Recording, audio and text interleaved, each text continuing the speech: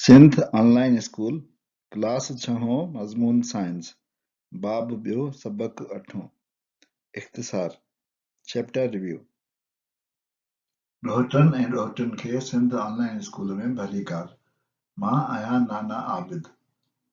हिन सबक़ में असां गॾिजी बाब ॿिए खे वरजाईंदासीं ऐं मुख़्तसरन उन सॼे बाब जो जाइज़ो वठंदासीं।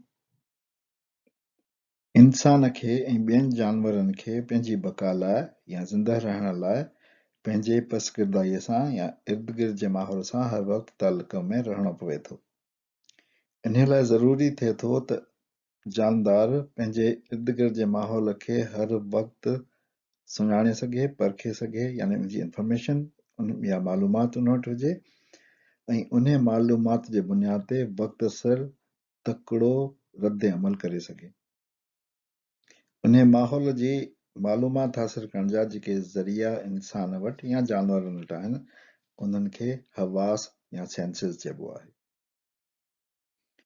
इंसान वटि 5 सेंसिस या 5 हवास आहिनि: सुंघण जी हिस, ॾिसण जी हिस, छुहण जी हिस, ॿुधण जी हिस ऐं चखण जी हिस। इन इंफॉर्मेशन खे या मालूमात खे हासिल करण जी बुनियादी तरकीब हीअं हूंदी आहे।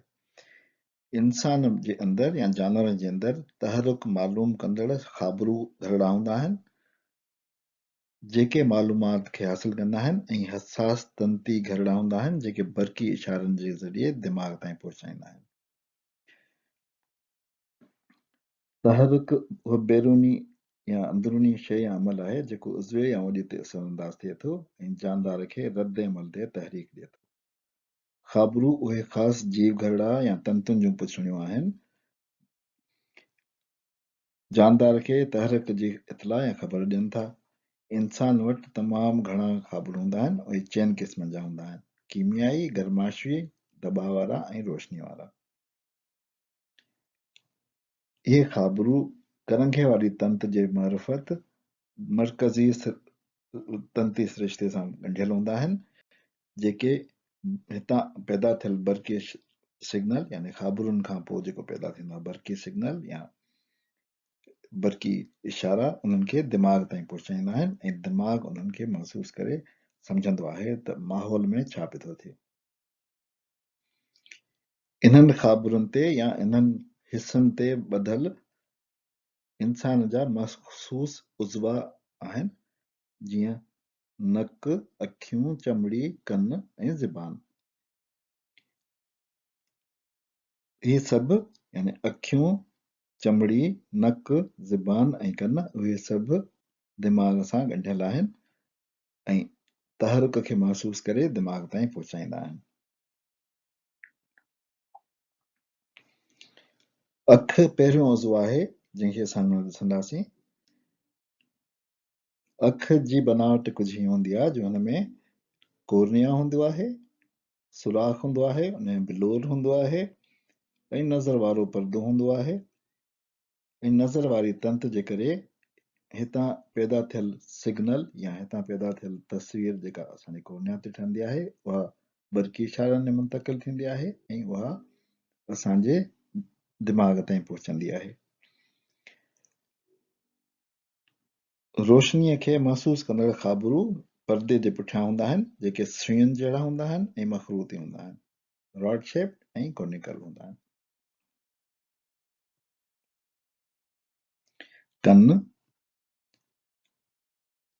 कन जा ख़ासि हुज़ा आहिनि पीना जेको कन जे ॿाहिरियों हिसो आहे, उन खां पोइ कन वारी नाली, उन खां पोइ कन जी नालीअ खां पोइ कन जी धुरड़ी आहे इयर ड्रम, उन खां पोइ 3 हॾियुनि जो सिरिश्तो आहे जंहिंमें मालियस, इनकस ऐं स्टेपस आहिनि।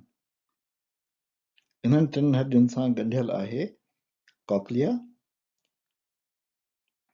जेको कॉक्लिया आहे ऐं हिन में अंदरि पाणियाठ हूंदी आहे। जेको बोन आहे असांजी हॾी स्टेपस उहा ॼण लुॾंदी आहे त उहा पाणीअ खे हलाईंदी आहे ऐं हिन कॉक्लिया में अंदरि जेके वारनि जूं बनावटूं आहिनि उहे बि इन पाणीअ सां लुॾंदियूं आहिनि ऐं लुॾण जे करे बरक़ी इशारा पैदा थींदा आहिनि जेके ॿुधण वारी तंत जे ज़रिए दिमाग़ ताईं पहुचंदा आहिनि। कन जो हिकिड़ो ॿियो कमु इंसान जे तवाज़ुन खे बरक़रार रखण लाइ आहे, जिन में ही टे बनावटूं हूंदियूं आहिनि सेमी सर्कुलर, जेके इंसान जे तवाज़ुन खे बरक़रार रखंदियूं आहिनि। नक सुंघण जो कमु कंदो आहे, यानी सुंघण वारी सॼो उज़वो आहे। नक में नासुनि मां ख़ुशबू जो जेको तहरुक आहे उहो वेंदो आहे ऐं उहो असांजे अल्फैक्टरी रिसेप्टर्स ते पहुचंदो आहे। उते अल्फैक्टरी बल्ब में असां वटि सन्हड़ियूं सन्हड़ियूं बनावटूं हूंदियूं आहिनि, जेके ख़ाबरू हूंदा आहिनि, सेल्स हूंदा आहिनि अल्फैक्टरी एपिथेलियम, ऐं उहे जेको आहे पंहिंजो ख़ुशबू खे बरक़ी सिग्नल में मटाए ऐं दिमाग़ ताईं पहुचाईंदा आहिनि। जेकॾहिं असां हिन हिसे खे वॾो करे ॾिसूं त इहो हिसो असांखे नज़र ईंदो कुझु हीअं। हिन में ही जेके बनावटूं आहिनि, जेके ख़ाबरू आहिनि ख़ुशबू जा, उन्हनि खे चइबो आहे अल्फैक्टरी एपिथेलियम। इहे ख़ाबरू हिन अल्फैक्टरी बल्ब में सिग्नल मोकिलींदा आहिनि ऐं उतां सिग्नल जेको आहे न्यूरॉन जे मार्फत जेके तंतू आहिनि उन्हनि ते पहुचंदो आहे बरक़ी सिग्नल जे सूरत में, ऐं हितां इहा मुखी तंत मां दिमाग़ में वेंदी आहे। ज़बान ज़ाइके महसूस करण जो उज़वो आहे। ज़बान में चइनि क़िस्मनि जा दाणा हूंदा आहिनि। उन्हनि दाणेदार बनावट खे पपिलाई चइबो आहे। इन बनावटुनि में फिलीफार्म पपिलाई आहिनि, फंगाई फार्म या फंजी फार्म पपिलाई आहिनि, फोलिएट पपिलाई आहिनि ऐं सर्कमवेलेंट पपिलाई आहिनि। पपिलाई कुझु हिन क़िस्म जो हूंदो आहे।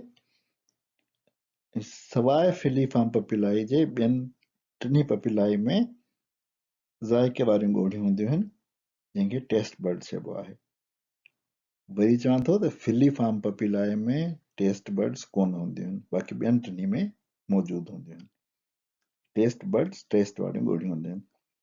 टेस्ट बर्ड जी शिकिल कुझु हिन तरीक़े सां हूंदी आहे, जीअं त हीअ मुखड़ीअ गुल जी मुखड़ीअ जी जहिड़ी शिकिल आहे, उन जे करे हिन जो नालो बर्ड पियल आहे। बर्ड अंग्रेज़ी में मुखड़ीअ खे चइबो आहे।